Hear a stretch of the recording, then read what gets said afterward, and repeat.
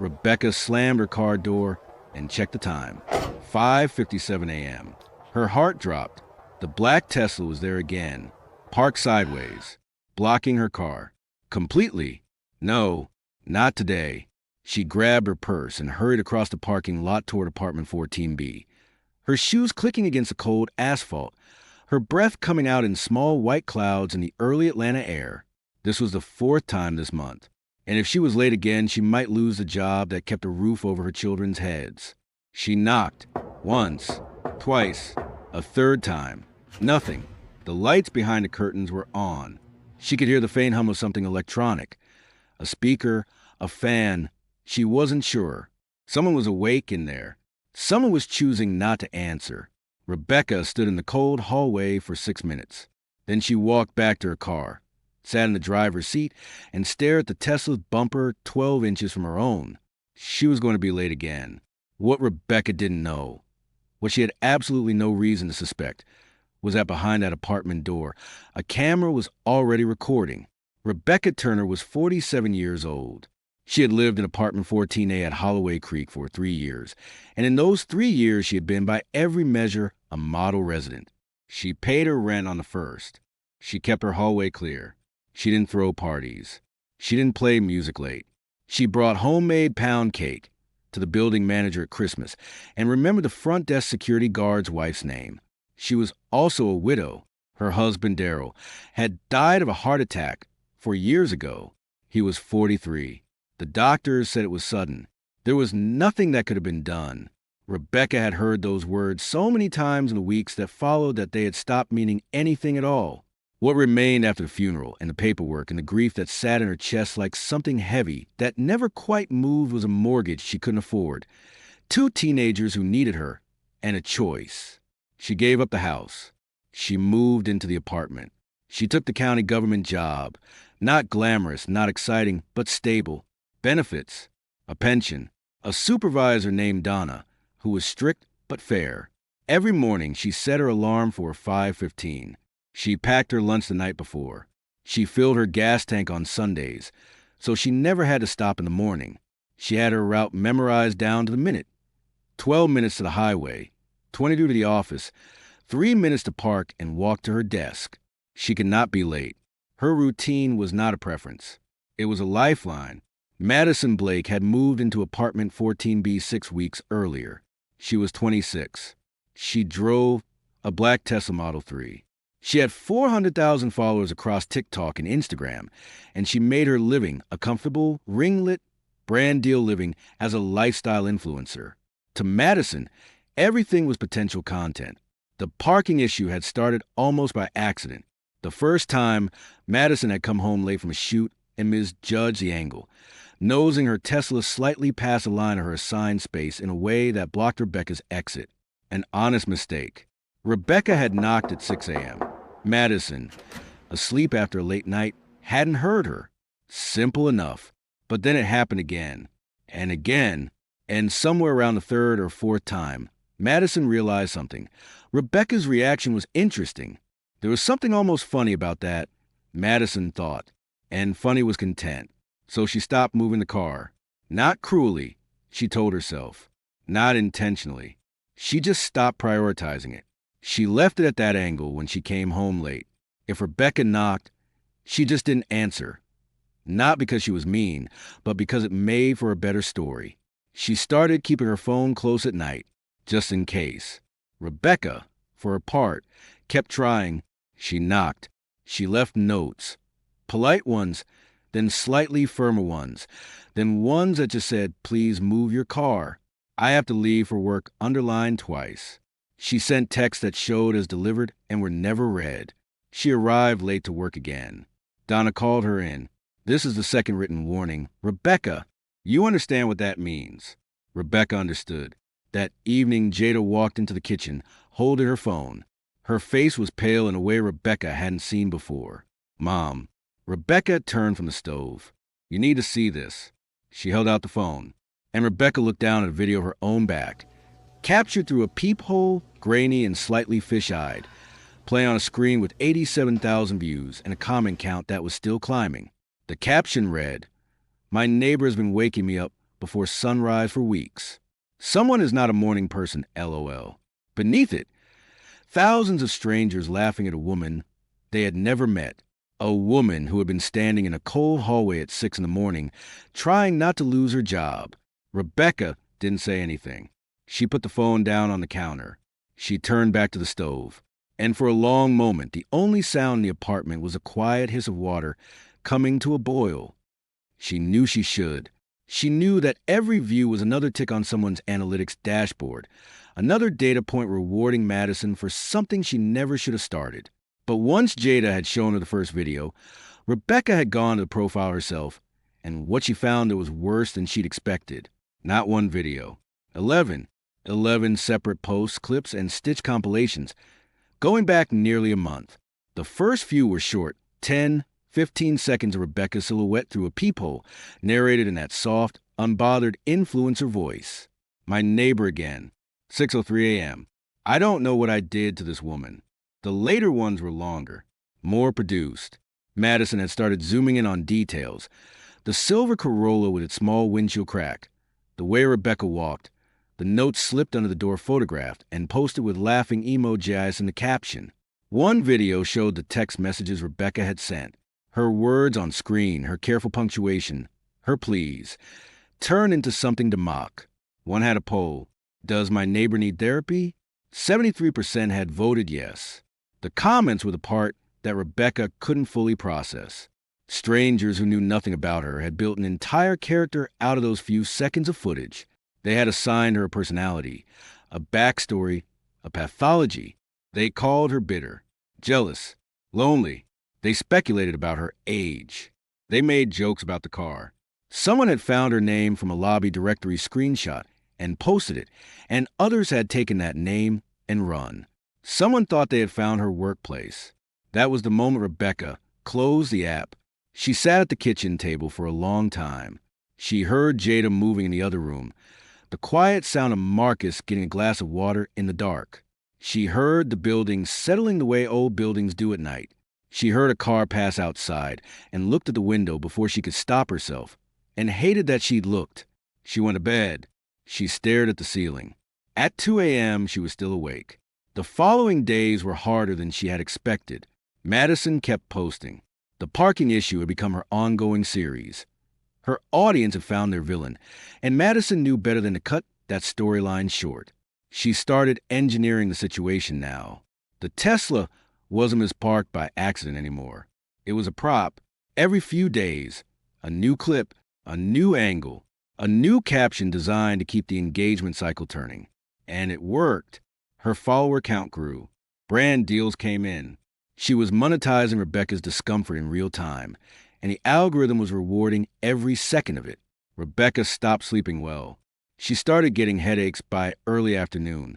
She caught herself hesitating before she left the apartment, checking how she looked, adjusting her expression, aware now of the possibility that she was always potentially on camera in her own home's hallway. That awareness was its own kind of damage. Worse than the videos, in some ways, was what they were doing to her sense of herself. The comments had planted something she couldn't quite dig out. A doubt, a small, persistent question that she knew was irrational but couldn't fully silence. Am I actually the problem? She had lived 47 years without anyone suggesting she was difficult, without anyone calling her a Karen or unhinged or someone who needed therapy. Now 400,000 people had an opinion about her character, and most of it was unkind. Marcus noticed first. He came into the kitchen one Sunday morning while she was standing at the counter, not cooking, just standing, staring at the backsplash. And he put his hand on her shoulder and said, "Mom, you okay?" She said yes. He didn't argue, but he stood there a moment longer than he needed to before he went to pour his cereal, and she understood that he knew she wasn't. It was a Monday afternoon when Patricia Simmons appeared at her desk. 22 years at the county office. Reading glasses on a beaded chain. Hard candy in the top drawer. The kind of person who didn't offer sympathy until she understood the situation, and then offer it precisely and without excess. Let's adjust our strategy. She set a cup of coffee down next to Rebecca's keyboard without being asked. "Tell me what's going on," she said. Rebecca told her. All of it. Patricia listened without interrupting. She didn't gasp. She didn't reach for her phone to look up the videos. She just listened, and when Rebecca was finished, she was quiet for a moment, and then she said, "You've been fighting on our battlefield this whole time. That's why you're losing." Rebecca looked up. She controls the platform. She controls what people see. Every time you knock on that door, every text you send, every note you write, she's using it. You react, she posts. You react again, she posts again. You are giving her the story she wants. "So what do I do?" Rebecca asked. "Just pretend none of it is happening?" "No," Patricia said. "You change the game. You stop giving her content, and you start building your case." It was the clearest thing anyone had said to her in weeks. Rebecca went home that evening and sat at the kitchen table with a notepad. She wrote down every incident she could remember.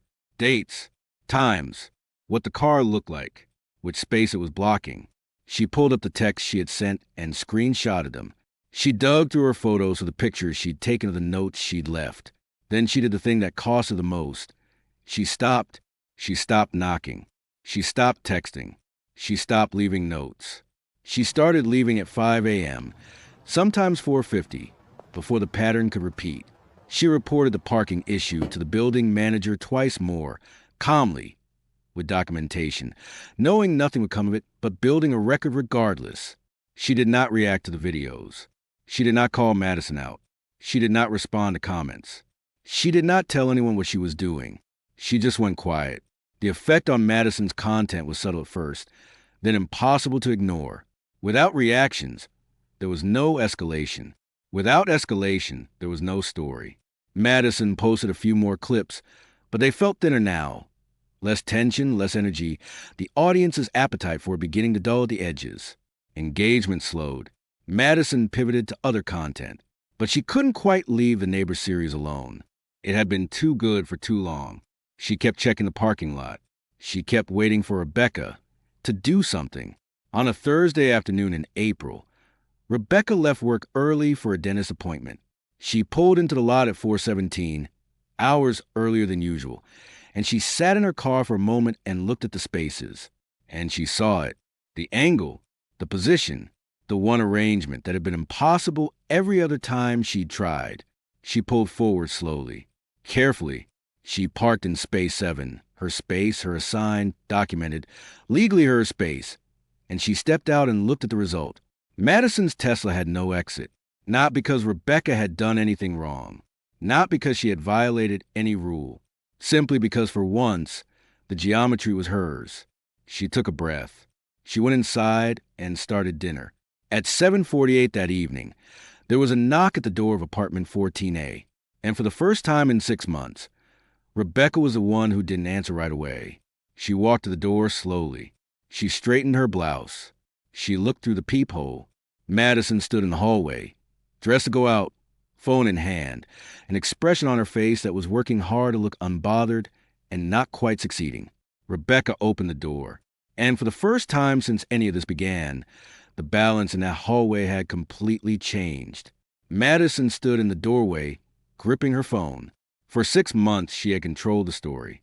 Tonight, for the first time, she wasn't in control at all. "Hey," she said, her voice lighter than her expression. "So I think your car is kind of blocking me in." Rebecca looked at her, just looked, steady and unhurried.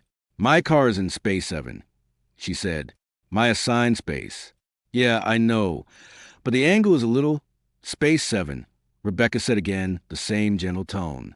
"You're welcome to check with the building manager if you'd like." Madison's jaw tightened. She glanced at her phone. Instinctively, habitually, she was recording. Of course she was. Rebecca could see the faint red dot at the top of the screen. "I feel like you're doing this on purpose," Madison said. Her voice had shifted into content mode, soft, slightly wounded, performing for the audience she was already imagining. "Like, this feels very intentional. I'm going to finish my dinner," Rebecca said pleasantly. "You have a good evening." She closed the door. Madison stood in the hallway alone for a moment. Then she went back to her apartment, and she posted the video. She framed it as she always had. Herself calm, Rebecca unreasonable, the situation vaguely absurd. She added her usual caption. She waited for the comments to roll in the way they always had. They didn't, not the way she expected. Something had shifted in her audience, and she hadn't noticed it happening. Maybe it was the sheer length of the series. Months of content about a neighbor who knocked on her door before work. Maybe it was the cumulative weight of it, the way repetition eventually invites scrutiny. Maybe there is simply a limit to how long people will laugh at someone before they start to wonder about the other side of the story. Whatever it was, the comments on this video were different. Wait, hold on. I just went back to the beginning. Wasn't her car the one part wrong in literally every video? Why is she knocking at 6 a.m.? Has anyone considered she might have to go to work? I used to think this was funny, but the more I watch, the more I feel bad for the neighbor. Not gonna lie, this stopped being relatable a while ago. New viewers who had found the page through the algorithm were watching from the beginning with fresh eyes, and what they saw, without the accumulated goodwill of months of prior content, was a young woman blocking her neighbor's car and filming her reaction. That was a story without the spin. And it didn't look the way Madison had always presented it. She posted a follow-up defending herself. The comments were split. She posted another. It landed worse. The more she explained, the more the explanation called attention to everything she'd rather people not look at directly. She took 2 days off from posting. When she came back, the engagement was softer. A brand she'd been in early conversations with had gone quiet. The confrontation happened on a Saturday. It was afternoon, bright enough that the parking lot was visible from multiple windows, and several residents happened to be outside, including the Okafors from the ground floor, who had watched the situation develop over months and had their own quiet opinions about it. Madison had her phone up. She'd seen Rebecca coming down from the lobby, and she'd started recording before Rebecca reached the door. She said things not screaming, not ugly, but pointed. The kind of comments that are engineered to sting in ways a speaker can later claim were just jokes. She said something about the Corolla, something about Rebecca's hours, something about what it must be like to have so little going on that a parking space became your whole personality. She was performing for an audience that wasn't there. Rebecca stopped walking. She stood very still. She looked at Madison, really looked at her, the way you look at someone when you have decided that this is the moment you will say the true thing instead of the safe thing. And she said, quietly enough that the microphone probably barely caught it, I have 2 children who depend on me. I have a job I have been fighting to keep. I have been trying to speak to you politely for almost a year. I am not a character in your content. I am your neighbor. I am a person. She walked back inside. The Okafors didn't say anything, but they didn't go back inside either. They stood there, and they watched Madison standing alone in the parking lot with her phone still raised and no audience around her, and the look on their faces said everything that didn't need to be said out loud. It was Patricia who finally put it plainly. They were at lunch, the small table near the window, and Patricia looked at Rebecca across 2 cups of coffee and said, "It's time to tell your story. I'm not an influencer. You don't have to be. You just have to be honest. You don't have to perform. You just have to show up." Rebecca sat with that for 3 days. Then on a Tuesday evening, after the kids were in bed, she sat down at the kitchen table, the same table where she packed her lunches, where she helped with homework, where she'd sat the night Jada showed her the first video, and everything had changed. She propped her phone against the fruit bowl. No ring light, no script, no music. She pressed record. She talked for 11 minutes and 40 seconds. She talked about Daryl, not for long, just enough. She talked about what it meant to be the only income for 2 teenagers in an apartment she'd chosen, because the monthly payment was something she could manage if she was careful. She talked about the warning from Donna and what it felt like to sit back down at her desk afterward and keep working because stopping wasn't an option. She talked about finding the videos, about Jada's face, about sitting on the edge of her bed that night and asking herself whether she was a problem and how much it cost her, how many hours of sleep, to even have to ask that question. And then, almost as an afterthought, because it was sitting on the counter behind her, she held up a hat, an ivory and gold fascinator with hand-stitched detail along the brim, the kind of thing that takes hours and a particular kind of patience to make right. "I've been making these for about 12 years, she said, a little quietly, like she wasn't sure why she was mentioning it. The ladies at my church seemed to like them. She looked back at the camera. I'm not posting this to hurt anyone. I'm posting this because I spent almost a year feeling ashamed of something I didn't do, and I don't want to feel that way anymore. She posted it before she could talk herself out of it. Then she went to bed. By morning, it had 400,000 views. By that afternoon, it had been shared by 3 accounts with large followings. A fashion blogger had zoomed in on the hat in the background and posted a separate clip with the caption, "Wait, did she make that?" The response came fast and it came loud, and it was nothing like what had come before. People weren't just sympathetic. They were moved. They recognized something in Rebecca that the months of mocking had tried to flatten out of her, a dignity, a steadiness, the particular grace of someone who has absorbed real loss and kept going anyway. And the hat, that small, beautiful, quietly extraordinary hat. Her inbox became unmanageable within 48 hours. People wanted to know where they could buy one. Others wanted custom orders, a wedding fascinator, a church anniversary piece, a Mother of the Bride hat in navy blue. Someone wrote a piece about artisan millinery that got picked up by a larger outlet. A boutique reached out about a potential wholesale arrangement. Rebecca sat at her kitchen table looking at her phone for a long time. Then she called Patricia. "You ever need an Etsy shop?" Patricia said, before Rebecca had finished saying hello. She had been making hats for 12 years as a private joy, a skill she'd learned from her grandmother, worked through hundreds of quiet evenings, given away to the women she loved because it hadn't occurred to her that the work had a value beyond that. Now there was a wait list. She started posting, not the way Madison posted, not with performance or strategy or engineered vulnerability, just her life. The kitchen table covered in fabric and wire frames. Her daughter holding a half-finished piece up to the window to check the color in natural light. Marcus in the background reading while she worked. A Sunday morning driving to church. Both kids in the back seat complaining about the hour while she laughed and added just a hat on her head. People loved it, not in a flash, but steadily, genuinely, the way real things grow. As for Madison, it wasn't a cancellation. It wasn't a pile-on. It was quieter than that and more lasting. People simply began to see her differently.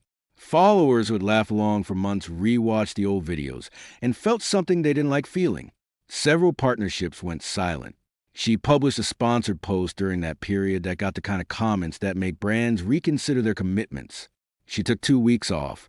When she came back, something was different. Subtle but real.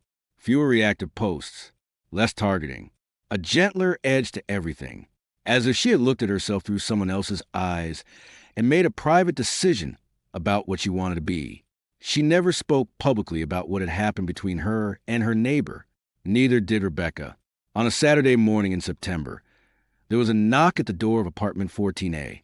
No phone, no camera angle, no audience. Madison stood in the hallway in plain clothes, and she said, "I wanted to apologize, not online, just to you, in person." Rebecca looked at her for a moment. She thought about the mornings, the headaches, the night she sat on the edge of her bed and stared at the ceiling. She thought about Marcus putting his hand on her shoulder in the kitchen. She thought about her grandmother's hands, patient and precise, teaching her the first fold. She thought about the wait list. "Come in," she said. "I just made coffee." They sat at the kitchen table for almost an hour. They talked about Atlanta, about Madison's family, who never appeared in her content, about what it felt like, for both of them, to live 6 feet apart from another person and know almost nothing real about her. There were no cameras, no audience, no performance, just 2 people, coffee going cold between them, figuring out how to be neighbors. Months later, the parking lot at Holloway Creek was peaceful. Space 7, Space 9, both cars exactly where they were meant to be. Rebecca's business had grown enough that she was thinking carefully about the next step. She wasn't wealthy, but she was, for the first time in a long time, building something that was hers, that had come from her hands, that no one could take credit for except her grandmother's patience and 12 years of quiet Tuesday evenings. And what did this story teach us? The internet gave Madison the power to make a stranger famous for the wrong reasons. It gave her an audience who laughed on command and never asked questions. For a while, it worked. But attention and respect are not the same thing. They never have been. Rebecca didn't win because she fought back harder. She didn't win because she was louder or smarter or because she had more followers. She won because she refused to become what everyone expected her to be. She stayed herself. Through all of it, the headaches, the self-doubt, the mornings in the cold parking lot, she stayed exactly who she was. And then she told the truth. And the truth, it turned out, was more than enough. The internet had given Madison the audience, but Rebecca had the story worth telling. And sometimes, when someone finally speaks honestly, without a filter, without a strategy, without anything except the plain way of their own life, the whole world stops to listen. If this story moved you, take a moment to like this video. It means more than you know. Subscribe for more powerful real-life, inspired stories every single week. And tell us in the comments, if you were Rebecca, what would you have done? Would you have stayed quiet? Would you have reacted sooner? Would you have knocked on that door one last time? We'd love to hear your thoughts. Until next time, thank you for watching.